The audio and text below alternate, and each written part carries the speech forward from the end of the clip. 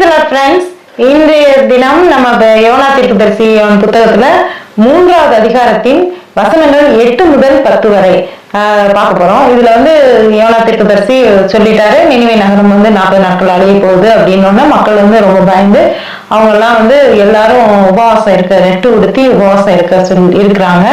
ராஜாவும் கூட தன்னுடைய பகட்டான உணவு, பகட்டான உடை மற்றும் உணவு எல்லாத்தையும் விட்டுட்டு இது கர்த்தருக்கு முன்னாடி ரெட்டு உடுத்தி சாம்பல்ல உட்கார்ந்து என்ன செய்யறாரு, உபவாசம் இருக்கிறாங்க.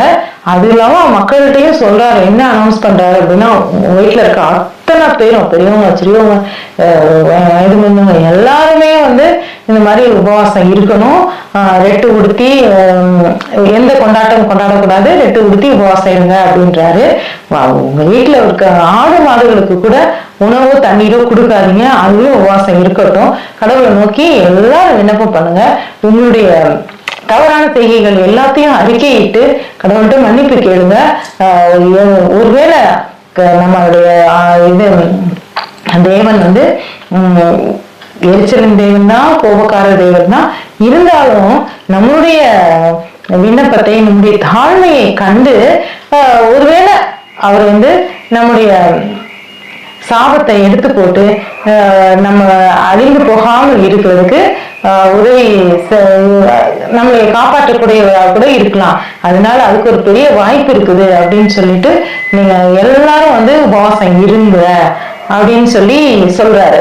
சொன்ன உடனே மக்கள் உடனே ஆமா அப்படின்னு சொல்லிட்டு, அதுக்கு ஆல்ரெடி அவங்க ரெடியா தான் இருக்காங்க. எல்லாரும் உபவாசம் இருக்கிறாங்க, இது கடவுள்கிட்ட பொருத்தனை பண்றாங்க, எல்லா விதமாகவும் முயற்சிகள் பண்ணிட்டு இருக்காங்க.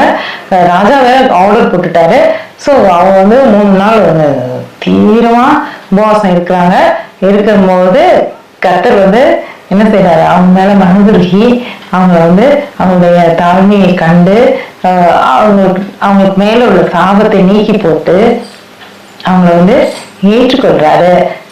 அவங்களுடைய மன்னித்து அவர்களை ஏற்றுக்கொள்கிறார். அப்படின்றதுதான் இந்த அதிகாரத்தோட கடைசி 3 வசனங்கள்.